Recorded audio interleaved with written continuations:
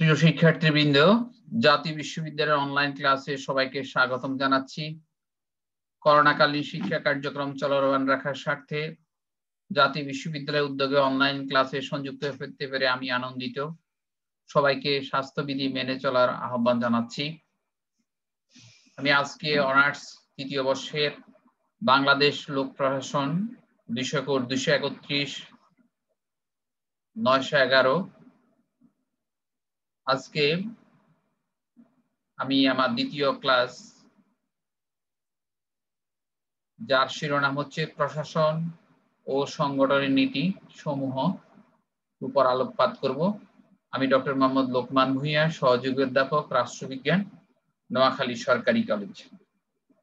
প্রিয় শিক্ষার্থীবৃন্দ, আমরা আজকের যে বিষয়ের উপর আলোকপাত করব সেটা হচ্ছে আমরা এই অধ্যায় থেকে যে বিষয়গুলি আমরা জানতে পারবো সেগুলি হচ্ছে সংগঠন বলতে আমরা কি বুঝি, সংগঠনের বৈশিষ্ট্য কি কি, আনুষ্ঠানিক সংগঠন ও অনানুষ্ঠানিক সংগঠনের মধ্যে পার্থক্য কি, সংগঠনের উৎপত্তি সম্পর্কিত বিভিন্ন যে মতবাদগুলো আছে, ক্লাসিক্যাল, নিউ ক্লাসিক্যাল এবং মডার্ন, এই মতবাদগুলি পাশাপাশি সনাতন এবং আধুনিক মতবাদের পার্থক্য এবং সংগঠনের নীতিসমূহ কি কি, সেগুলি আমরা আলোকপাত করার চেষ্টা করব। প্রিয় শিক্ষার্থীবৃন্দ, আমরা সংগঠন কি এ সম্পর্কে এখন আমরা আলোকপাত করব। আমরা বলে থাকি যে man can not live alone, মানুষ সঙ্গপ্রিয়, মানুষ বন্ধুপ্রিয় বা বন্ধুবৎসল। মানুষের এই স্বাভাবিক প্রবণতা থেকে সংগঠন গড়ে উঠেছে। সংগঠন প্রশাসন ব্যবস্থার একটি গুরুত্বপূর্ণ অঙ্গ। রাষ্ট্রের প্রশাসন ব্যবস্থা সুষ্ঠু পরিচালনার জন্য সংগঠনের প্রয়োজন অপরিহার্য। সুনির্দিষ্ট লক্ষ্য অর্জনের জন্য কতগুলি ব্যক্তির সহযোগিতামূলক ও সমবায়িক প্রচেষ্টা হচ্ছে সংগঠন। একথা সুস্পষ্ট যে কাঙ্ক্ষিত লক্ষ্য অর্জনের জন্য এ সকল ব্যক্তির অবশ্যই সংগঠিত হতে হবে। পারস্পরিক সহযোগিতা ছাড়া ব্যক্তির একার পক্ষে রাষ্ট্রের উদ্দেশ্য হাসিল করা সম্ভব নয়। আমরা অ্যারিস্টটলের বিখ্যাত উক্তি হচ্ছে, মানুষ সামাজিক জীব, মানুষ রাজনৈতিক জীব। যে মানুষ সমাজে বাস করে না সে হয় পশু এবং দেবতা। এই যে মানুষের সঙ্গপ্রিয়তা থেকে মূলত সমাজের সৃষ্টি হয়েছে, পরিবারের সৃষ্টি হয়েছে, সিটি স্টেট সৃষ্টি হয়েছে, আজকে রাষ্ট্র সৃষ্টি হয়েছে, বিশ্ব রাষ্ট্র সৃষ্টি হয়েছে। আমরা কি বলে থাকি যে রাষ্ট্র হচ্ছে সবচাইতে বড় সংগঠন। আমরা লোক প্রশাসনেও আমরা এই সংগঠনের আমরা অস্তিত্ব লক্ষ্য করি। লোক প্রশাসনের যে লক্ষ্য এবং উদ্দেশ্য জনগণের সেবা করা, এই সেবা কিন্তু একার পক্ষে করা সম্ভব নয়। এই জন্যই মূলত এই সেবাটা মানুষের কাছে পৌঁছিয়ে দেওয়ার জন্যই মূলত সংঘবদ্ধ প্রচেষ্টা বা প্রয়াস অপরিহার্য। প্রিয় শিক্ষার্থীবৃন্দ, আমরা সংগঠন বলতে আমরা কি বুঝি এটা একটি আলোকপাত করি। সংগঠন হলো প্রশাসনের অবিচ্ছেদ্য অঙ্গ। জন ডি মনি বলছেন, organization is the form of every human association. এটা হচ্ছে একটা আকার, প্রত্যেকটা মানুষ বা মানুষের সংঘবদ্ধ প্রচেষ্টা for the attainment of common purpose, অর্থাৎ অভিন্ন লক্ষ্য এবং অভিন্ন উদ্দেশ্য অর্জনের জন্য ব্যক্তিবর্গের যে সম্মিলিত প্রয়াস, সেটি হচ্ছে সংগঠন। এল ডি হোয়াইট বলছেন, কোন স্বীকৃত উদ্দেশ্য সম্পদের সুবিধার্থে কার্যক্রম ও দায়িত্ব বন্টনের মাধ্যমে কর্মচারীর বিন্যাস করাই হচ্ছে সংগঠন। একটা উদ্দেশ্যকে সামনে রেখে সে উদ্দেশ্যে যাওয়ার জন্য যে কর্মী বাহিনী আছে তাদেরকে কি কাজ এবং দায়িত্বগুলি যে বন্টন করে দেওয়া এবং বন্টনের মাধ্যমে কর্মী বাহিনীর মাধ্যমে যে লক্ষ্য এবং উদ্দেশ্যে পৌঁছানো, সেটাই মূলত সংগঠনের মূল লক্ষ্য। লুথার গ্রিক বলছেন, সংগঠন হলো কর্তৃত্বের আইনগত কাঠামো, যার মাধ্যমে নির্দিষ্ট কর্মের লক্ষ্য অর্জনের জন্য উপবিভক্তি বিন্যাসিত এবং সমন্বিত করা হয়। আমি আবার বলছি, লুথার গ্রিক বলছেন, সংগঠন ও কর্তৃত্বের আইনগত কাঠামো, যার মাধ্যমে নির্দিষ্ট কর্মের লক্ষ্য অর্জনের জন্য উপবিভক্তি বিন্যাসিত এবং সমন্বিত করা হয়। প্রিয় শিক্ষার্থীবৃন্দ, আমরা যে সংজ্ঞাগুলি আমরা পেলাম এগুলি থেকে আমরা বুঝতে পারলাম যে সংগঠনের জন্য কর্মী বাহিনী দরকার, দক্ষ কর্মী বাহিনী দরকার। যে দক্ষ কর্মী বাহিনী মাধ্যমে আমরা সংগঠন সম্পর্কে আমরা বিস্তারিত আমরা জানতে সক্ষম হব। প্রিয় শিক্ষার্থীবৃন্দ, আমরা এখন সংগঠনের বৈশিষ্ট্য সম্পর্কে আমরা আলোকপাত করব। সংগঠন হচ্ছে একটা সুপরিকল্পিতভাবে সৃষ্টি হয়, কারণ একটা নির্দিষ্ট লক্ষ্য থাকে। সেই নির্দিষ্ট লক্ষ্য এবং উদ্দেশ্যকে বাস্তবায়ন করার জন্য মূলত একটি কর্মী বাহিনীর প্রয়োজন হয়। সেই কর্মী বাহিনীর মাধ্যমে সংগঠন গড়ে ওঠে, সুপরিকল্পিতভাবে গড়ে ওঠে। সংগঠন যদি একটা কাঠামোর মধ্যে গড়ে ওঠে তাহলে কিন্তু তার পক্ষে সংগঠনের যে লক্ষ্য এবং উদ্দেশ্য সেটা বাস্তবায়ন করা সম্ভব হয়। সংগঠন ব্যক্তি ও দলের সৃষ্টি। সংগঠনের জন্য ব্যক্তি হচ্ছে সবচেয়ে গুরুত্বপূর্ণ উপাদান, কারণ ব্যক্তি ছাড়া সংগঠনের কথা কল্পনা করা যায় না। কাজে ব্যক্তির মাধ্যমে মূলত সংগঠনের যে লক্ষ্য এবং উদ্দেশ্য সেগুলি বাস্তবায়ন করা সম্ভব হয়। এবং সংগঠনের মূল উদ্দেশ্য হচ্ছে, মূল যে নিয়ামক শক্তি সেটা হচ্ছে ব্যক্তি, এবং কতিপয় ব্যক্তি বা দল সুনির্দিষ্ট কাঙ্ক্ষিত লক্ষ্য অর্জনের জন্য সংগঠনে আশ্রয় গ্রহণ করেন। তারা সংঘবদ্ধভাবে কাজ পরিচালনা করে এবং সুনির্দিষ্ট নিয়ম মেনে চলে, এবং এই নিয়মের অধীনেই মূলত আমরা দেখি যে সংগঠনের যে লক্ষ্য আছে এবং সংগঠনের যে চেইন অফ কমান্ড থাকে সেগুলি বাস্তবায়ন করা সম্ভব হয়। আমরা বলছিলাম যে সংগঠন কাঠামোর উপর প্রতিষ্ঠিত। প্রত্যেকটি সংগঠনে একটা সুনির্দিষ্ট কাঠামো থাকে এবং কাঠামো যেসব ব্যক্তিবর্গ কাজ করেন তাদের মধ্যে নিজেদের মধ্যে সমন্বয়ের প্রয়োজন হয়, এবং কাঠামো সংগঠনের কর্মী কাজের যে পরিধি আছে সেই পরিধিগুলো নির্ধারণ থাকে, এবং কাঠামো প্রতিটি কর্মীর কাজকে বা কাজের পরিধিকে একটা নির্দিষ্ট গণ্ডির মধ্যে বেঁধে দেয়। বিশেষ করে আমলাতান্ত্রিক প্রশাসনিক যে সংগঠনে এটার গুরুত্ব অত্যন্ত গুরুত্বপূর্ণ। এখানে সকল কাজ নির্ধারিত কাঠামোর মধ্যে পরিচালিত হয়। কাঠামোর কারণে একজন কর্মী অন্যের কাজকে হস্তক্ষেপ করতে পারে না। 4 নাম্বার, আদর্শ এবং মূল্যবোধের উপর প্রতিষ্ঠিত। যে কোনো সংগঠনেরই একটা নির্দিষ্ট লক্ষ্য এবং আদর্শ থাকে, মূল্যবোধ থাকে। সবাই সেই নির্দিষ্ট বিষয়ের উপরে তারা বিশ্বাস রাখে এবং সেই হিসেবে কাজ করে, এবং সকলকে একই মানসিকতার অধিকারী হয়। কারণ যদি সংগঠনের কর্মীর বাহিনীর মধ্যে যদি একই মনোভাব পোষণ না করেন তাহলে দেখা যাবে সংগঠনের যে মূল্যবোধ, যে আদর্শ সেটা কখনো বাস্তবায়ন করা সম্ভব হবে না, এবং তারা কখনো তাদের এই বিশ্বাস বা মূল্যবোধ পরিপন্থী কোনো কাজে লিপ্ত হন না। সংগঠনের আরেকটি বৈশিষ্ট্য হলো সামাজিক একক। মানুষ সামাজিক জীব হিসাবে সংগঠন ব্যতীত তার কাজের সঠিকভাবে সম্পাদন করতে পারে না, তাই সংগঠন একটি সামাজিক একক হিসাবে পরিচিত। এখানে কর্মীরা একত্রে সমবেত হয়ে সামাজিক যে কোনো কার্যাবলী সম্পাদন করে থাকেন। তারা নিজেদের ভালো মন্দ নিয়ে চিন্তা ভাবনা করেন, এক একজন এক এক উপায়ে সামাজিক কাজ সম্পাদনের জন্য কাজ করে। 6 নাম্বার যে বৈশিষ্ট্য সেটা হচ্ছে সুনির্দিষ্ট লক্ষ্য অর্জন। আমি প্রথমেই বলেছিলাম সংগঠন গড়ে উঠে মূলত সুনির্দিষ্ট লক্ষ্য এবং অর্জনকে কেন্দ্র করে।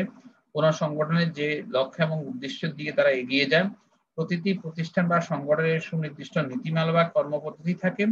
সেই নীতিমালা এবং কর্মপদ্ধতির আলোকেই তারা মূলত কার্য সম্পাদন করেন। প্রিয় শিক্ষার্থীবৃন্দ, আমরা আশা করব তোমরা সংগঠনের বৈশিষ্ট্য সম্পর্কে বিস্তারিত জানতে পেরেছ। এখন আমরা সংগঠনের যে উপাদান বা অপরিহার্য যে উপাদান সেগুলি নিয়ে আমরা আলোচনা করব। সংগঠনের অপরিহার্য উপাদান হচ্ছে মানুষ। 1 মানুষ, 2 স্ট্রাকচার বা কাঠামো, 3 প্রযুক্তি টেকনোলজি, 4 পরিবেশ, 5 হচ্ছে রাজনৈতিক উপাদান। মূলত এই 5টি উপাদান সংগঠনের জন্য অপরিহার্য। কি কি? মানুষ, কাঠামো, প্রযুক্তি, পরিবেশ, রাজনৈতিক উপাদান। ম্যান, স্ট্রাকচার, টেকনোলজি, এনভায়রনমেন্ট এবং পলিটিক্যাল এলিমেন্টস। প্রথম আমরা আসি মানুষ। সংগঠনের সবচেয়ে গুরুত্বপূর্ণ উপাদান হচ্ছে মানুষ। মানুষ ব্যতীত কোনো সংগঠনের হওয়ার সম্ভাবনা নেই। মানুষ নিজের প্রয়োজনে সংগঠন সৃষ্টি করে এবং নিজের দ্বারা প্রয়োজন মেটানোর চেষ্টা করেন। যে কারণে মানুষ জন্মের পর নিজস্ব উদ্দেশ্য সাধনের জন্য বিভিন্ন সংগঠন গড়ে উঠেছে। মানুষ সবাই মিলেমিশে যে কোনো সিদ্ধান্ত গ্রহণের চেষ্টা চালায়। আমরা জানি যে মানুষের স্বাভাবিক কর্মচেষ্টার কারণেই কিন্তু সংগঠন গড়ে ওঠেন। সমাজের দিকে যদি আমরা তাকাই, তোমরা লক্ষ্য করবে যে মানুষ তার নিজের প্রয়োজনে স্কুল, কলেজ, মসজিদ, মাদ্রাসা, রাস্তাঘাট সৃষ্টি করেছে এবং সরকারও তাদের যে লক্ষ্য উদ্দেশ্য আছে সেগুলি বাস্তবায়নের জন্য এই মানুষকে কাজে লাগিয়ে বিভিন্ন সেবাধর্মী প্রতিষ্ঠান গড়ে উঠেছে। কাজেই মানুষের প্রচেষ্টা ছাড়া কোনো সংগঠন গড়ে ওঠার কোনো সুযোগ নেই। 2, কাঠামো, স্ট্রাকচার। প্রশাসনিক সংগঠনের আরেকটি উল্লেখযোগ্য বৈশিষ্ট্য হচ্ছে কাঠামো। কাঠামোতে কোনো প্রশাসনিক সংগঠনের অস্তিত্ব কল্পনা করা যায় না। একটি প্রশাসনে কর্মরত কর্মীদের অবস্থান, তাদের কর্মের পরিধি এই কাঠামোর মধ্যে গড়ে ওঠে। তারা কোন পদে তিনি দায়িত্ব পালন করবেন, কাঠামোর মধ্যে সেটা নির্দেশ দেওয়া থাকে। কাঠামোর মাধ্যমে সংগঠনের যে লক্ষ্য এবং উদ্দেশ্য আছে সেগুলি তারা উদ্দেশ্য বাস্তবায়নের চেষ্টা করেন। 3, প্রযুক্তি। আমরা জানি আধুনিক যুগ হচ্ছে প্রযুক্তির যুগ। কাঙ্ক্ষিত লক্ষ্য অর্জনের জন্য প্রযুক্তির ব্যবহার অনস্বীকার্য। যে সংগঠনে যত বেশি প্রযুক্তি ব্যবহার হয় সেই সংগঠন তত বেশি উন্নত এবং ওই সংগঠনের স্থায়িত্ব তত বেশি। এবং প্রযুক্তির ব্যবহারের ফলে আমরা দেখি যে সমাজের আমূল পরিবর্তন হচ্ছে। প্রযুক্তির বদৌলতে মানুষের জীবনযাত্রার মান বৃদ্ধি পাচ্ছে। একসময় মানুষ যে যন্ত্রপাতি ব্যবহার করত সময়ের প্রয়োজনে, সেই সব যন্ত্রপাতি অকেজ হয়ে পড়ছে। উদাহরণস্বরূপ আমরা বলতে পারি একসময় মানুষ টাইপরাইটার ব্যবহার করত, কাটাকাটি করত, আবার লিখত। কিন্তু আজকে কম্পিউটারের এই আধুনিক কম্পিউটারের ফলে, আধুনিক প্রযুক্তির সংযোজনের ফলে মানুষের পক্ষে সুষ্ঠুভাবে সুন্দরভাবে যে কোনো কিছু উপস্থাপন করা বা ড্রাফটিং করা সহজ হয়ে পড়েছে। পরিবেশ। কোনো সংগঠন গড়ে ওঠার পেছনে সংশ্লিষ্ট একটা পরিবেশ গুরুত্বপূর্ণ ভূমিকা পালন করে। উপযুক্ত পরিবেশ সংগঠন গড়ার পেছনে খুবই ভূমিকা পালন করে এবং উপযুক্ত পরিবেশ কোনো সংগঠন জন্ম লাভ করলে তার সর্বাধিক কল্যাণ নিশ্চিত করা সম্ভব হয়। সব জায়গায় একই পরিবেশে একই ধরনের সংগঠন গড়ে ওঠে না। তাই সামাজিক, প্রাকৃতিক ও রাজনৈতিক পরিবেশের ভিন্নতার কারণে বিভিন্ন এলাকায় বিভিন্ন ধরনের সংগঠন গড়ে ওঠে। প্রিয় শিক্ষার্থীবৃন্দ, আমাদের সর্বশেষ যে উপাদান সেটা হচ্ছে রাজনৈতিক উপাদান। প্রত্যেকটা সংগঠনের গড়ে ওঠার পেছনে আরেকটি গুরুত্বপূর্ণ উপাদান হচ্ছে রাজনৈতিক উপাদান। এবং আমরা জানি যে রাজনৈতিক ক্রিয়াকলাপের ফলেই মূলত লোক প্রশাসনের উৎপত্তি। রাজনৈতিক কতিপয় কাজ সম্পাদনের লক্ষ্যে সরকারি পর্যায়ে প্রশাসনের জন্ম হয় এবং রাষ্ট্রের বিভিন্ন সংগঠনের মধ্যে যে সমন্বয় সাধন, সুষ্ঠু পরিচালনা জন্যই সংগঠনের কোনো বিকল্প নয়। তাছাড়া আমরা জানি যে সরকারের যে বিভিন্ন বিভাগগুলো আছে, আইন বিভাগ, শাসন বিভাগ এবং বিচার বিভাগ, সেটাও একটি কাঠামোর মধ্যে দিয়ে তাদের লক্ষ্য অর্জনের দিকে তারা ধাবিত হয়। সেই ক্ষেত্রে রাজনৈতিক যে নির্দেশনা সেই অনুযায়ী তারা পরিচালিত হয়। প্রিয় শিক্ষার্থীবৃন্দ, আমরা আশা করব তোমরা সংগঠন উপাদানগুলি সম্পর্কে তোমরা জানতে পেরেছ। আমরা এখন সংগঠনের গুরুত্ব নিয়ে আমরা আলোচনা করব। আমরা বলেছিলাম যে কোনো লক্ষ্য এবং উদ্দেশ্যকে সামনে রেখে মূলত সংগঠন গড়ে ওঠে। সংগঠনের জন্য মানুষ দরকার, প্রযুক্তি দরকার, সংগঠনের জন্য রাজনৈতিক ক্রিয়াকলাপ দরকার। কাজেই আমাদের সংগঠন মানব জীবনের যে গুরুত্বপূর্ণ যেসব কার্যাবলী আছে সেগুলি সুষ্ঠুভাবে সম্পাদনের জন্য সংগঠন অপরিহার্য। জাতীয় নীতি মালা ও উদ্দেশ্য বাস্তবায়ন। আমরা জানি যে প্রত্যেক জাতির একটা নীতিমালা আছে, উদ্দেশ্য আছে, সেগুলি বাস্তবায়নের জন্য সরকার একটা কৌশলপত্র গ্রহণ করে এবং সেই কৌশলপত্র বাস্তবায়নের জন্য মূলত সংগঠনের প্রয়োজন এবং একটা কর্মী বাহিনী, দক্ষ কর্মী বাহিনী পারে মূলত জাতীয় নীতিমালা এবং উদ্দেশ্য বাস্তবায়ন করার জন্য। সমন্বয় সাধন, সংগঠনের বিভিন্ন ডাইমেনশন থাকে, শাখা থাকে, বিভাগ থাকে, উপবিভাগ থাকে। এইসব উপবিভাগের মধ্যে কাজের সমন্বয় সাধনের প্রয়োজন হয় এবং এই কাজটি মূলত প্রশাসন করে থাকে বা সংগঠন করে থাকে। কারণ সমন্বয় না হলে যে উদ্দেশ্য বাস্তবায়ন করা সম্ভব হয় না। যথাযথ সিদ্ধান্ত গ্রহণ, এটাও আমরা সংগঠনের একটা গুরুত্বপূর্ণ, যেহেতু সংগঠনের যে কর্মী বাহিনী থাকেন তারা দক্ষ, অভিজ্ঞ, বিভিন্ন প্রশিক্ষণের মাধ্যমে তারা সিদ্ধান্ত গ্রহণ করতে পারেন, সিদ্ধান্তগুলি বাস্তবায়ন করতে পারেন এবং যথাযথ সিদ্ধান্ত গ্রহণের জন্য সংগঠনের গুরুত্ব অনস্বীকার্য। রাজনৈতিক চেতনা বৃদ্ধি পায়, নেতৃত্বের বিকাশ ঘটে। আমরা জানি যে সংগঠনের মাধ্যমে আমাদের যে রাজনৈতিক দলগুলো আছে তারা বিভিন্ন ধরনের তাদের সংগঠন আছে, তাদের ছাত্র সংগঠন আছে, শ্রমিক সংগঠন আছে, বিভিন্ন সংগঠন আছে এবং এইসব সংগঠনগুলোতে তাদের নেতৃত্বের বিকাশ ঘটে, প্রকাশ ঘটে। এবং প্রেষণ আদান, যেটাকে আমরা বলছি মোটিভেশন, অর্থাৎ এই সংগঠনের মাধ্যমেই মূলত যখনই একজন কর্মী তিনি পদোন্নতি পান, তিনি তার কাঙ্ক্ষিত টার্গেটে পৌঁছতে পারেন মূলত প্রেষণা আদানের মাধ্যমে। প্রেষণা হচ্ছে কর্মীকে তার কাজ করিতে আরো উৎসাহ প্রদান করা, অর্থাৎ আরো ভালো কাজ করার জন্য যদি সে প্রেষণা পায় তাহলে তার পক্ষেই আরো ভালো কাজ করা সম্ভব হয়। কাজের পরিবেশ সৃষ্টি হয়, প্রযুক্তির যথাযথ ব্যবহার সম্ভব হয়, সহযোগিতা মনোভাব জাগ্রত হয়, জনকল্যাণ নিশ্চিত করা যায়, দ্বন্দ্ব সংঘাত নিরসন করা সম্ভব হয়, কর্মের বিশেষীকরণ, অর্থাৎ সংগঠন যদি থাকে তাহলেই মূলত কর্মের বিশেষীকরণ হয়। যে কর্মী যে কাজে যোগ্য, যে কাজে অভিজ্ঞ, তার পক্ষে সেই কাজ করা দক্ষতার সাথে অভিজ্ঞতার দ্বারা তারা সম্পাদন করা সম্ভব হয়। প্রিয় শিক্ষার্থীবৃন্দ, আশা করি তোমরা সংগঠনের প্রয়োজনীয়তা সম্পর্কে তোমরা সম্যক ধারণা পেলে।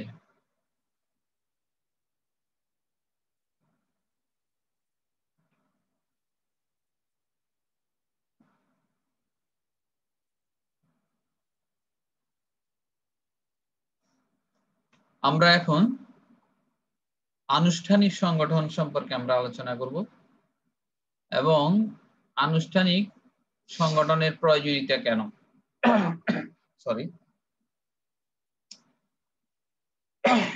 আনুষ্ঠানিক সংগঠন বলতে আমরা কি বুঝি? আনুষ্ঠানিক সংগঠন যে কোনো দেশের প্রশাসনিক ব্যবস্থার কেন্দ্রবিন্দু বলে পরিচিত।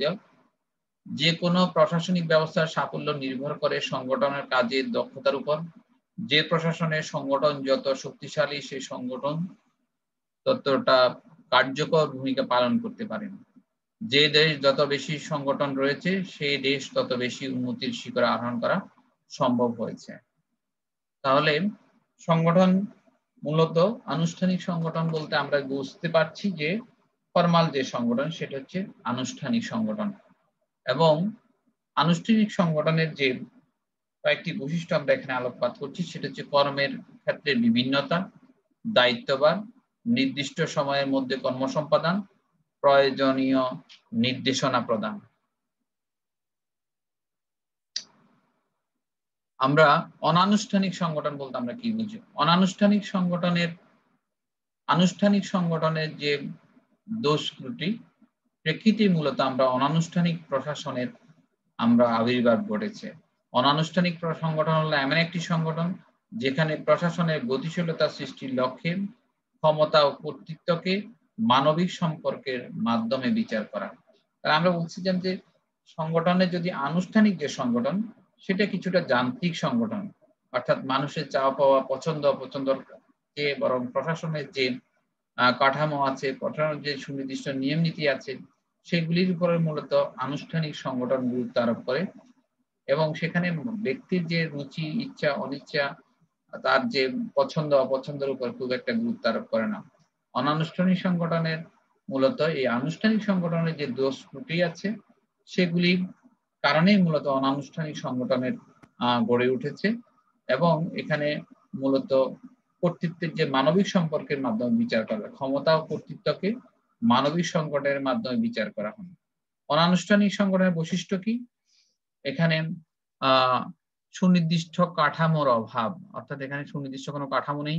যথাযথ কর্তৃপক্ষের অনুপস্থিতি আমরা দেখি, দৈনন্দিন অফিসের অনুপস্থিতি, বেতনভুক্ত কর্মকর্তার অনুপস্থিতি আমরা এখানে লক্ষ্য করি। অনানুষ্ঠানিক সংগঠনের সুনির্দিষ্ট কাঠামোর অভাব আমরা লক্ষ্য করি, যেটা আনুষ্ঠানিক সংগঠনে আমরা লক্ষ্য করি। অনানুষ্ঠানিক সংগঠনের বৈশিষ্ট্য হচ্ছে সুনির্দিষ্ট কাঠামোর অভাব, অর্থাৎ অনানুষ্ঠানিক সংগঠনের নির্দিষ্ট কোনো কাঠামো নেই। এই সংগঠন তার নিয়মিত কর্মী বাহিনীর উপস্থিতি লক্ষ্য করা যায়। যারা এখানে কাজ করেন তারা বেশিরভাগই ক্ষেত্রে স্বপ্রণোদিত হয়ে কাজ করেন। 2 আমরা বলেছিলাম যথাযথ কর্তৃপক্ষের অনুপস্থিতি। অনানুষ্ঠানিক সংগঠনে কোনো যথাযথ কর্তৃপক্ষের উপস্থিতি লক্ষ্য করা যায় না। এখানে বিভিন্ন পরিস্থিতিতে বিভিন্ন কর্তৃপক্ষের আবির্ভাব ঘটে। কাজ সম্পাদিত হওয়ার পর উক্ত কর্তৃপক্ষ বিলুপ্ত ঘোষণিত হয়।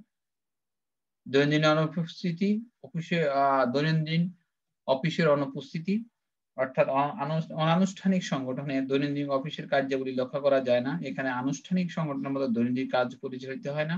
এখানে কল্যাণমুখী কাজ বেশি সম্পাদিত হয়। অনানুষ্ঠানিক সংগঠনে বেতনভুক্ত কর্মকর্তার অনুপস্থিতি আমরা লক্ষ্য করি। অনানুষ্ঠানিক সংগঠন পরিচালনার জন্য কোনো বেতনভুক্ত কর্মচারী বা কাঠামো নেই। সংগঠন প্রত্যেকেই স্বেচ্ছাসেবী হিসেবে কাজ করে থাকেন। তারা নিজেদের চাওয়া পাওয়ার চেয়ে সমাজের কল্যাণের দিকে তারা বেশি ধাবিত হন। প্রিয় শিক্ষার্থীবৃন্দ, আমরা আশা করি তোমরা আনুষ্ঠানিক সংগঠন এবং অনানুষ্ঠানিক সংগঠন সম্পর্কে জানতে পেরেছ। এখন আমরা আলোকপাত করব আনুষ্ঠানিক সংগঠন এবং অনানুষ্ঠানিক সংগঠনের মধ্যে পার্থক্য। প্রথম আসো কাঠামোগত পার্থক্য। আনুষ্ঠানিক কাঠামো সংগঠনে আমরা বলেছিলাম সুনির্দিষ্ট কাঠামো আছে, সুনির্দিষ্ট নিয়ম নীতি আছে। সেই সব কাঠামোর মাধ্যমে কর্মকর্তারা তাদের কার্য সম্পাদন করেন এবং যথাসময়ে শেষ করার জন্য তাদের একটা কর্মপরিধি আছে। প্রত্যেকের সুনির্দিষ্ট কর্মপরিধি আছে এবং তারা কর্মপরিধির বাইরে তারা কাজ করতে চান না। অপরদিকে আমরা দেখি যে অনানুষ্ঠানিক যে সংগঠনগুলো আছে সেখানে সুনির্দিষ্ট কাঠামো নেই, সুনির্দিষ্ট নিয়ম নীতি নেই, সুনির্দিষ্ট অফিস নেই, সেগুলি তারা খুব একটা লক্ষ্য করে না। লক্ষ্য এবং উদ্দেশ্যগত পার্থক্য। আনুষ্ঠানিক সংগঠনের সুনির্দিষ্ট লক্ষ্য এবং উদ্দেশ্য থাকে এবং এই লক্ষ্য এবং উদ্দেশ্য অনেকটা পূর্ব নির্ধারিত। মূলত মুনাফা অর্জন ও সামাজিক সেবা প্রদানের লক্ষ্যে এই ধরনের সংগঠন গড়ে ওঠে। অনানুষ্ঠানিক সংগঠনের লক্ষ্য উদ্দেশ্য থাকলেও তা হঠাৎ প্রকাশ পায়। এই ধরনের উদ্দেশ্য বেশিরভাগ ক্ষেত্রে সামাজিক কল্যাণ সাধন করা, মুনাফা অর্জনের মধ্যে মূলত তাদের লক্ষ্য না। কর্তৃত্বের বিচারে পার্থক্য। আনুষ্ঠানিক সংগঠনে কর্তৃত্ব এবং ক্ষমতা সবসময় পদসোপান নীতির উপর প্রতিষ্ঠিত এবং প্রত্যেকটা অধস্তন কর্মকর্তা তার কাজের জন্য ঊর্ধ্বতন কর্মকর্তার কাছে জবাবদিহি থাকে এবং এখানে সংগঠনের প্রতিটি কর্মী সুনির্দিষ্ট কর্তৃত্বের অধিকারী। পক্ষান্তরে অনানুষ্ঠানিক যে সংগঠনগুলো আছে সেখানে কর্তৃত্বের কাঠামো মাঠ পর্যায় থেকে উপর দিকে প্রভাবিত। এ ধরনের সংগঠনের ব্যক্তি কোনো কর্তৃপক্ষ কর্তৃক কোনো কর্তৃত্ব লাভ করেন না। উৎপত্তিগতভাবে পার্থক্য আমরা ইতিমধ্যে আলোচনা করেছি। সংগঠন, আনুষ্ঠানিক সংগঠন সরকারি নিয়ম নীতি এবং সরকারি লক্ষ্য এবং উদ্দেশ্য বাস্তবায়নের জন্য তারা মূলত তাদেরকে সৃষ্টি করা হয় এবং সেই অনুযায়ী রূপরেখা অনুযায়ী তারা কাজ করে থাকেন।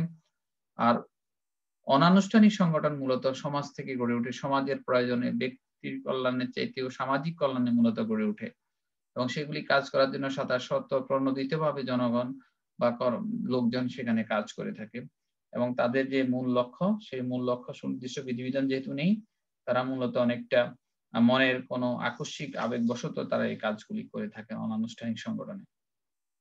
আচরণগত পার্থক্য। আচরণগত দিক থেকে আনুষ্ঠানিক এবং অনানুষ্ঠানিক সংগঠনের মধ্যে পার্থক্য লক্ষ্য করা যায়। আনুষ্ঠানিক সংগঠনের যে কর্মীদের যে আচরণ অনেকটা প্রশংসিত, তারা সংগঠনের নিয়ম নীতি আওতায় তাদের কাজ করতে হয়। আর অনানুষ্ঠানিক সংগঠনের আচরণ নিজেরাই নিয়ন্ত্রণ করে, তাদের আচরণ দলীয় আচরণ হিসাবে বিবেচিত হয়। ব্যবস্থাপনাগত পার্থক্য আছে। আনুষ্ঠানিক সংগঠনে ব্যবস্থাপনার মাধ্যমে পরিচালিত হয়। এখানে কর্মী সংগঠনের জন্য কঠোর ব্যবস্থাপনা নীতি অনুসরণ করা হয় এবং ব্যবস্থাপনার ক্ষেত্রে যদি কোনো অনিয়ম দেখা যায় তার জন্য তাকে শাস্তি বিধানের ব্যবস্থা আছে, যেটা আমরা অনানুষ্ঠানিক সংগঠনে আমরা লক্ষ্য করি না। আমরা অনানুষ্ঠানিক সংগঠনে নিয়ন্ত্রণগত পার্থক্য। আনুষ্ঠানিক সংগঠনে কঠোর নিয়ন্ত্রণ আরোপ করা হয়, কেউ প্রতিষ্ঠান নিয়ন্ত্রণের বাইরে গিয়ে কাজ করতে পারে না। পক্ষান্তরে অনানুষ্ঠানিক সংগঠন নিয়ন্ত্রণের কোনো সুযোগ নেই। এখানে আইনগত দিকের চেয়ে ব্যক্তি সম্পর্কের উপর জোর দেওয়া হয়, তেমনি কোনো নিয়ন্ত্রণ আরোপ করা যায় না। হঠাৎ গজিয়ে উঠে বলে এখানে কারো কোনো কঠোর নিয়ন্ত্রণ আরোপ করা সম্ভব হয় না। প্রিয় শিক্ষার্থীবৃন্দ, আমরা আশা করি তোমরা আনুষ্ঠানিক সংগঠন এবং অনানুষ্ঠানিক সংগঠনের মধ্যে পার্থক্য কিছুটা বেড়েছে। একটা হলো কাঠামোর দিক থেকে পার্থক্য, একটি হচ্ছে লক্ষ্য এবং উদ্দেশ্যের মতো পার্থক্য, কর্তৃত্বের দিক থেকে পার্থক্য, আচরণগত পার্থক্য, নিয়ন্ত্রণগত পার্থক্য।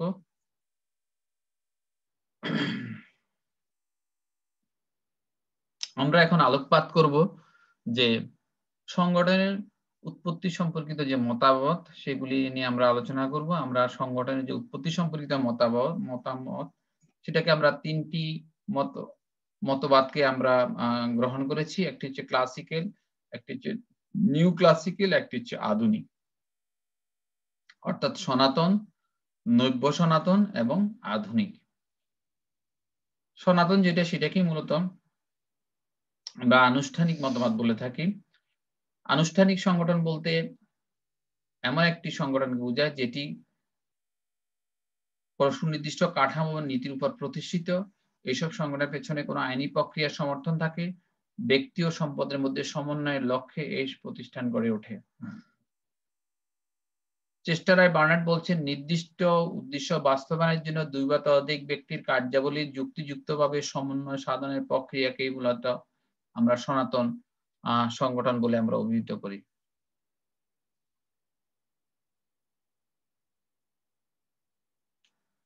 সংগঠনের উৎপত্তি সম্পর্কিত মতবাদ নিয়ে আমরা কথা বলছিলাম যে সংগঠন সম্পর্কে বিভিন্ন মতবাদ লক্ষ্য করা যায়। কালের বিবর্তনের সাথে সাথে সংগঠনের প্রয়োজনে এইসব মতবাদ গড়ে উঠেছে। জনপ্রিয় মতবাদ তিনটি হচ্ছে ক্লাসিক্যাল বা সনাতন মতবাদ, নব্য সনাতন নিউ ক্লাসিক্যাল এবং আধুনিক মডার্ন। ক্লাসিক্যাল মতবাদের যে বৈশিষ্ট্য আমরা সেগুলি এখন আলোচনা করব। ক্লাসিক্যাল মতবাদের যে বৈশিষ্ট্য সেটা হচ্ছে শ্রম বিভাজন। শ্রম বিভাজন বলতে আমরা বুঝি যে কর্ম বিভাজন, যে যে কাজে যোগ্য তাকে সেই কাজ করতে দেওয়া। অর্থাৎ আমরা ইঞ্জিনিয়ারের কাজ ইঞ্জিনিয়ার করবে, একজন ডাক্তারের কাজ ডাক্তার করবেন, একজন প্রযুক্তিবিদের কাজ একজন প্রযুক্তিবিদ করবেন। অর্থাৎ রাষ্ট্রীয়ভাবে তার কর্ম নির্ধারণ থাকবে, একজন আমলার কাজ করবেন। অর্থাৎ একজনের কাজে অন্য লোক হস্তক্ষেপ করবেন না। এটাকে আমরা বলি শ্রম বিভাজন। এটা হচ্ছে ক্লাসিক্যাল মতবাদ একটা অত্যন্ত গুরুত্বপূর্ণ বৈশিষ্ট্য। দ্বিতীয় হচ্ছে পদসোপান। পদসোপান হচ্ছে প্রত্যেকটি অধস্তন কর্মকর্তা তার কাজের জন্য তার নিকটবর্তী ঊর্ধ্বতন কর্মকর্তার কাছে জবাবদিহি করতে বাধ্য থাকবেন। এটা হচ্ছে অনেকটা পিরামিডের মতো এবং প্রত্যেক ঊর্ধ্বতন কর্মকর্তা কাছে তার নিকটস্থ অধস্তন কর্মকর্তা জবাবদিহি করতে বাধ্য থাকবেন। এর যে চেইন অফ কমান্ড থাকবে, সংগঠনের যে নিয়ম কানুন আছে সেগুলি সম্পাদিত হবে এবং প্রত্যেকে তার কাজের জন্য তার ঊর্ধ্বতন কর্তৃপক্ষের কাছে জবাবদিহি করতে বাধ্য থাকবেন, কারণ এটি একটি সংগঠনের শৃঙ্খলার জন্য খুবই প্রয়োজন। 3 নাম্বার যে ক্লাসিক্যাল মতবাদ বৈশিষ্ট্য হচ্ছে কাঠামো। সনাতন মতবাদের অন্যতম ভিত্তি হচ্ছে কাঠামো। একটি সুনির্দিষ্ট কাঠামোর উপর ভিত্তি করে এই মতবাদ প্রতিষ্ঠিত। সংগঠনের কাজ সুষ্ঠুভাবে সম্পাদন করার জন্য বিভিন্ন অংশের মধ্যে সমন্বয়ের জন্য এই কাঠামো গড়ে তোলে, যাতে সংগঠনে কর্মরত প্রতিটি কর্মচারীর মধ্যে সম্পর্ক সৃষ্টি হয় এবং কাঠামোর মধ্যে একটি ক্ষমতা থাকে, কার কি ক্ষমতা সেটিও সেখানে উল্লেখ থাকে এবং সেই অনুযায়ী তারা কার্যক্রম সম্পাদন করেন। নিয়ন্ত্রণ। সংগঠনের একটি গুরুত্বপূর্ণ ভিত্তি হচ্ছে নিয়ন্ত্রণ এবং নিয়ন্ত্রণ পদ্ধতির মাধ্যমে একজন প্রশাসক তার অধীনস্থ ব্যক্তিবর্গকে তারা নিয়ন্ত্রণ করেন। তবে এই ক্ষেত্রে একজন প্রশাসক কতজন কর্মকর্তার কাজকে নিয়ন্ত্রণ করতে পারবে তা নির্ভর করবে সেই প্রশাসকের মেধা, দক্ষতা এবং প্রজ্ঞার উপর। দেখা যাচ্ছে একজন কর্মকর্তা অনায়াসে 5 জন কর্মকর্তার কাজকে নিয়ন্ত্রণ করতে পারেন না, কিন্তু যদি ঊর্ধ্বতন কর্মকর্তা যদি দক্ষ, অভিজ্ঞ এবং প্রাজ্ঞ হন তাহলে দেখা যায় তিনি 50 জন 60 জন কর্মকর্তাকেও নিয়ন্ত্রণ করতে পারে। সেক্ষেত্রে এটি নির্ভর করে কাজের পরিবেশ, তারপরে তার অবস্থান, সময়, এগুলির উপর অনেক কিছু নির্ভর করে। প্রিয় শিক্ষার্থীবৃন্দ, আশা করি তোমরা যে ক্লাসিক্যাল মতবাদের যে বৈশিষ্ট্যগুলি সেগুলি সম্পর্কে তোমরা জানতে পেরেছো। আমরা এখন নব্য সনাতন মতবাদের বৈশিষ্ট্য আমরা আলোকপাত করব।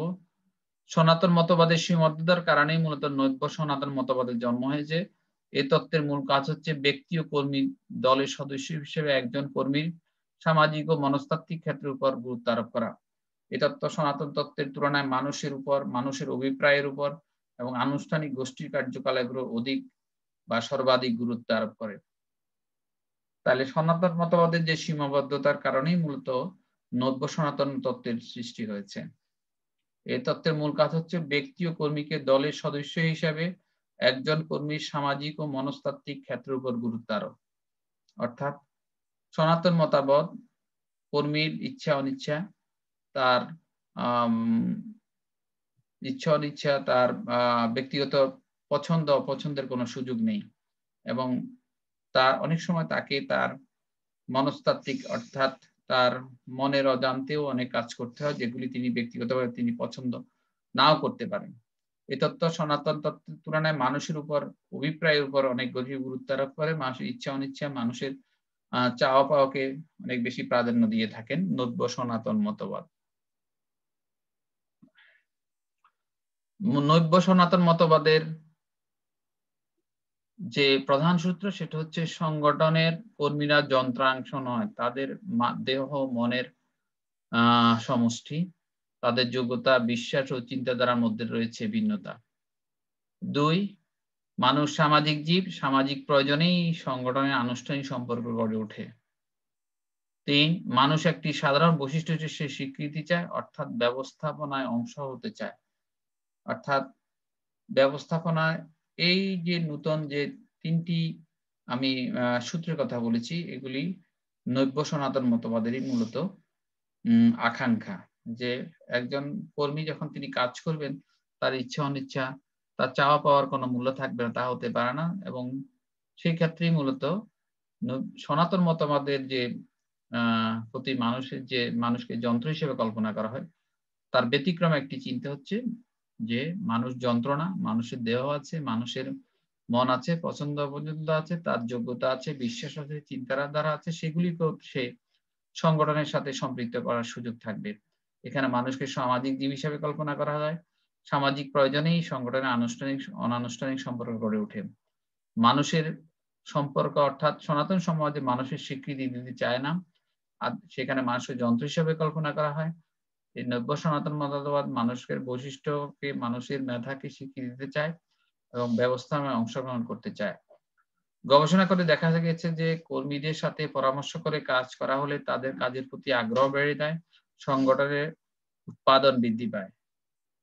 এই মতবাদের যারা প্রবক্তা তারা হচ্ছে হাওয়ার্ড সাইমন, ম্যারি পার্কার পলেট, জন এলটন মেও। সনাতন মতবাদে অতিরিক্ত ক্ষমতা ও গুরুত্ব এবং নব্য সনাতন মতবাদে কর্মরতের অতিমাত্রায় স্বাধীনতা বিধায় সংগঠনের ক্ষেত্রে সার্বজনীনতা লাভ করতে পারেনি, যে কারণে প্রশাসনিক কাঠামোর বিকল্প হিসেবে 1950-এর দশকে আধুনিক মতবাদের জন্ম হয়। আমরা বলছিলাম যে সনাতন মতবাদ অতিরিক্ত ক্ষমতা ও গুরুত্ব, নব্য সনাতন মতবাদ আবার মানবিকতার উপর গুরুত্ব আরোপের কারণে আমরা দেখি যে সার্বজনীনতা লাভ করতে পারেনি।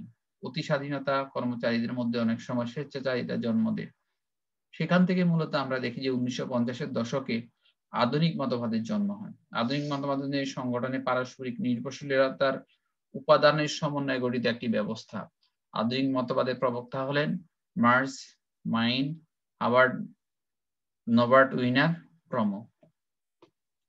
প্রিয় শিক্ষার্থীবৃন্দ, এবং যারা আধুনিক মতবাদের প্রবক্তা, নেবার্ট উইনার সংগঠনের পদ্ধতি বিশ্লেষণ তত্ত্বের অন্যতম অগ্রদূত। তিনি সংগঠনকে সংযোগ রক্ষার কৌশল সম্বন্ধীয় তুলনামূলক বিজ্ঞানের এমন একটি পদ্ধতি হিসাবে তিনি মনে করেন যেখানে থাকবে ইনপুট, প্রসেসেস এবং আউটপুট, ফিডব্যাক এবং পরিবেশ। অর্থাৎ তিনি সংগঠনকে একটি কাঠামোর সাথে তিনি সংযোগ স্থাপন করার চেষ্টা করেছেন এবং আধুনিক মতবাদের যে বৈশিষ্ট্যগুলো সেটা হচ্ছে আধুনিক মতবাদ গতিশীলতার উপর গুরুত্ব আরোপ করে, সংগঠনের প্রতি স্তরে ব্যষ্টিক ও সামষ্টিক উভয় দিক বিবেচনা করে, এটাকে একটি পদ্ধতি হিসেবে তারা মনে করে। এই মতবাদ কোনো উপাদানকে অস্বীকার করে না এবং সকল উপাদানকে গুরুত্বের সাথে বিবেচনা করে এই মতবাদ সংগঠনকে সামগ্রিকভাবে বিবেচনা করে মৌলিক দৃষ্টিভঙ্গির সমন্বয় সাধন করার চেষ্টা করে। প্রিয় শিক্ষার্থীবৃন্দ, আমরা এখন তোমাদের কাছে এতক্ষণ যেটা আলোচনা করেছিলাম যে সনাতন মতবাদ ও আধুনিক মতবাদ, এখন আমরা সনাতন মতবাদ ও আধুনিক মতবাদের মধ্যে যে পার্থক্য সেগুলি আমরা আলোকপাত করার চেষ্টা করব। প্রথম পার্থক্য হচ্ছে কাঠামোগত পার্থক্য। আমরা ইতিমধ্যে আলোচনা করেছি, তারপরেও আমরা একটু সংক্ষেপে আলোকপাত করব। কাঠামোগত পার্থক্য আমরা বলছি সনাতন মতবাদ কাঠামো ভিত্তিক, এখানে পদসোপন আছে, নিয়ন্ত্রণ আছে, এখানে ঊর্ধ্বতন অধস্তন সম্পর্ক আছে, আইনের বাইরে গিয়ে কোনো কাজ করার সুযোগ নেই। পক্ষান্তর আধুনিক যে সংগঠন হলো এটা প্রক্রিয়া, যার মাধ্যমে বিভিন্ন গোষ্ঠীর কল্যাণ সাধিত হয়। এখানে আইনের যে বিধিনিষেধ এটা অনেকটা শিথিল, আইনের তুলনায় এখানে সামাজিক সম্পর্কগুলো গুরুত্ব আরোপ করে। কার্যভিত্তিক পার্থক্য, সনাতন সংগঠন মূলত কার্যভিত্তিক, পক্ষান্তর আধুনিক সমাধান হলো স্থিতিশীল ব্যবস্থা। দক্ষতার ক্ষেত্রে সনাতন মতবাদ অনুসারে এখানে কর্মচারীদের কর্মদক্ষতার উপর জোর দেওয়া হয়। আধুনিক মতবাদ সংগঠনের উদ্দেশ্য কর্মচারীদের চাহিদার সাথে সঙ্গতিতে রেখে সংগঠন প্রয়োজন জোর দেওয়া হয়। পদসোপানগত পার্থক্য, সনাতন প্রশাসন সম্পূর্ণ পদসোপান নীতির উপর পরিচালিত। এখানে প্রশাসনিক অধস্তন এবং ঊর্ধ্বতন কর্মকর্তাদের মধ্যে একটা সম্পর্ক থাকে, এখানে প্রত্যেকে সেই সম্পর্ক মেনে চলতে হয়। অপরদিকে আধুনিক পদসোপান নীতি কড়াকড়ি তেমন নেই, সুষ্ঠুভাবে প্রশাসন পরিচালনার জন্য এতে ঊর্ধ্বতন অধস্তনের বিষয়ে এড়িয়ে যাওয়ার চেষ্টা করা হয়। সমন্বয়ের ক্ষেত্রে পার্থক্য, সমন্বয়ের ক্ষেত্রে সনাতন মতবাদ আধুনিক মতবাদের পার্থক্য পরিলক্ষিত হয়। সনাতন সংগঠনের সমন্বয় তেমন গুরুত্ব আরোপ করা হয় না, এতে করে সনাতন সংগঠনের সমন্বয়ে তেমন কোনো উপস্থিতি লক্ষ্য পরিলক্ষিত হয় না, প্রায় সমন্বয়ে অভাব লক্ষ্য করা যায়। অন্যদিকে আধুনিক মতবাদে সমন্বয়ের নীতি অনুসরণ করা হয়।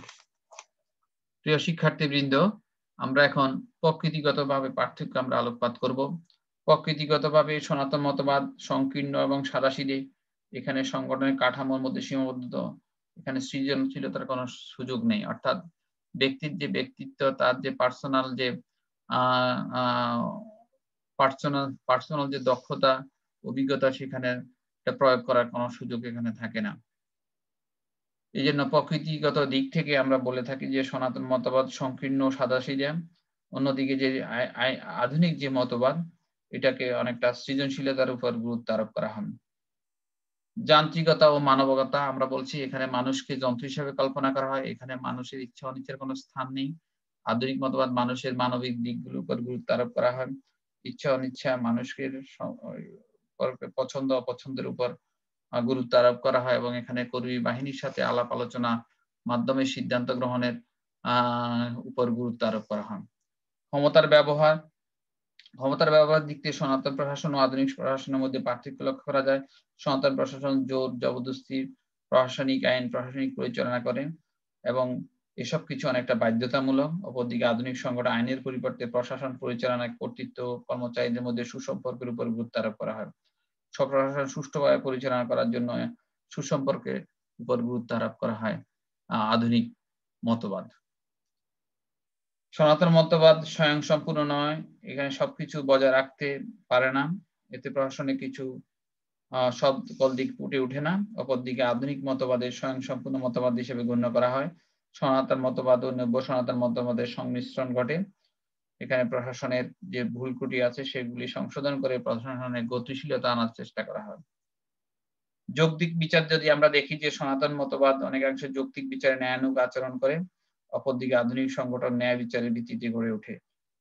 এটি সমাজের সকল শ্রেণীর মানুষের কাছে মানুষের কল্যাণের জন্য কাজ করে। প্রিয় শিক্ষার্থীবৃন্দ, আশা করি তোমরা সনাতন মতবাদ এবং আধুনিক মতবাদের মধ্যে পার্থক্য সম্পর্কে তোমরা জানতে পারলে। আমরা এখন সংগঠনের যে নীতিসমূহ সেগুলি আমরা আলোকপাত করব। প্রশাসনিক সংগঠনে আমরা বলেছিলাম যে কোনো সংগঠনের নির্দিষ্ট লক্ষ্য এবং উদ্দেশ্য থাকে এবং এই সুনির্দিষ্ট নীতিমালা থাকে এবং সেগুলি কাজ করে, সেগুলি যদি সঠিকভাবে যদি পালন করা হয় তাহলেই মূলত সংগঠনের যে লক্ষ্য এবং উদ্দেশ্য আছে সেগুলি বাস্তবায়ন করা সম্ভব হয়। প্রশাসনিক সংগঠনের যে নীতিসমূহ তার মধ্যে আছে শ্রম বন্টন, অর্থাৎ কাজগুলিকে ভাগ করে দেওয়া, যে যে কাজে যোগ্য তাকে সেই কাজ করতে দেওয়া হচ্ছে শ্রম বন্টন। পদসোপান, পদসোপান হচ্ছে প্রত্যেকটি সংগঠনের সুনির্দিষ্ট হায়ারার্কি থাকে। এটা অনেকটা পিরামিডের মতো।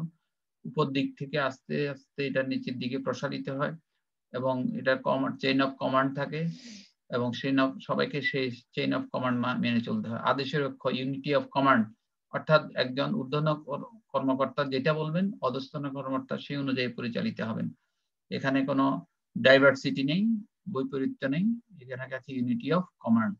নিয়ন্ত্রণের ক্ষেত্রে একজন কর্মকর্তা কতজন অধস্তন কর্মকর্তার কাজকে নিয়ন্ত্রণ করতে পারেন সেই বিষয়ে এখানে সুনির্দিষ্ট রূপরেখা থাকে। এটা অনেকটা ব্যক্তির ব্যক্তিত্ব, অর্থাৎ ঊর্ধ্বতন কর্মকর্তার পার্সোনালিটি, তার কাজের পরিবেশ, কাজের পরিধি এবং কাজের অবস্থানের উপর অনেকটা নির্ভর করে। কর্তৃত্বের হস্তান্তর, ডেলিগেশন অফ অথরিটি, সমন্বয়, আমরা বলেছিলাম যে সংগঠনের যে কাজগুলো আছে, সংগঠনের যে বিভিন্ন বিভাগগুলো আছে সেগুলির মধ্যে কাজগুলি যদি সমন্বয় করা যায় তাহলে সেই কাজগুলি যথাসময়ে সুন্দরভাবে সম্পাদন করা সম্ভব হয়। সমন্বয়হীনতার কারণে দেখা যায় যে সংগঠন তার কাঙ্ক্ষিত লক্ষ্যে পৌঁছতে ব্যর্থ হয়। কেন্দ্রীকরণ, বিকেন্দ্রীকরণ, এটি হচ্ছে সংগঠনের আরেকটি বৈশিষ্ট্য যে প্রশাসনিক ক্ষমতা যদি কোনো কেন্দ্রীয় কর্তৃপক্ষের কাছে থাকে তখন সেটাকে বলে আমরা কেন্দ্রীকরণ। আর যেটা যে আঞ্চলিক পর্যায়ে কোনো নির্বাচিত বা মনোনীত কোনো ব্যক্তিগণের কাছে হস্তান্তর করা হয় তখন তাকে বলা হয় বিকেন্দ্রীকরণ। বলা হয়ে থাকে আধুনিক যে সরকার সেটা হচ্ছে আধুনিক যে গণতান্ত্রিক যে উদারনৈতিক গণতন্ত্রের মূল বৈশিষ্ট্য হচ্ছে বিকেন্দ্রীকরণ, অর্থাৎ আঞ্চলিক পর্যায়ে গ্রাম পর্যায়ে সিদ্ধান্ত গ্রহণ হবে, কার উপর চাপিয়ে দেওয়া হবে না, বরং প্রদেশ থেকে বা অঞ্চল থেকে যে সিদ্ধান্ত আসবে সেগুলি কেন্দ্র বাস্তবায়ন করতে চেষ্টা চালাবে। যোগাযোগ, এটা হচ্ছে যে কোনো সংগঠনের ক্ষেত্রে অত্যন্ত গুরুত্বপূর্ণ। আধুনিক গণতান্ত্রিক ব্যবস্থা যোগাযোগের কোনো বিকল্প নেই। যোগাযোগের মাধ্যমে যে কোনো লক্ষ্য এবং উদ্দেশ্য দ্রুততার সাথে তাড়াতাড়ি সম্ভব হয়। প্রেরণা, প্রেরণা হচ্ছে মোটিভেশন, অর্থাৎ কর্মচারীদেরকে একজন কর্মকর্তা প্রেরণা যদি দেওয়া হয় তাহলে তিনি তাকে পদোন্নতি দিতে পারেন, তার ইনক্রিমেন্ট বাড়িয়ে দিতে পারেন, তাকে বিদেশ ভ্রমণের সুযোগ দিতে পারেন, অর্থাৎ তার যদি লাইফ এবং ফ্যামিলি সিকিউরিটি থাকে সেই ক্ষেত্রে মূলত তার পক্ষে নিরবিচ্ছিন্নভাবে রাষ্ট্রের সেবা দেওয়া সম্ভব হয়। প্রিয় শিক্ষার্থীবৃন্দ, আশা করি তোমরা এতক্ষণ প্রশাসনিক সংগঠনের যে নীতিমালাগুলো আছে সেগুলি তোমরা জানতে পেরেছ। আমরা অনেকক্ষণ যাবত আমরা সংগঠন সম্পর্কে আমরা আলোচনা করলাম, আশা করি তোমরা এখান থেকে উপকৃত হবে। প্রিয় শিক্ষার্থীবৃন্দ, আমরা যে বইগুলি আমরা সহায়তা নিয়েছি সেগুলি তোমাদের সামনে উপস্থাপন করার চেষ্টা করেছি। সবাইকে ধন্যবাদ এবং করোনাকালীন সময়ে তোমরা ঘরে বসে জাতীয় বিশ্ববিদ্যালয়ের যে ক্লাসগুলি আছে সেগুলি থেকে উপকৃত হবে। সবাইকে ধন্যবাদ জানাই আমি আমার বক্তব্য এখানে শেষ করছি। ধন্যবাদ সবাইকে।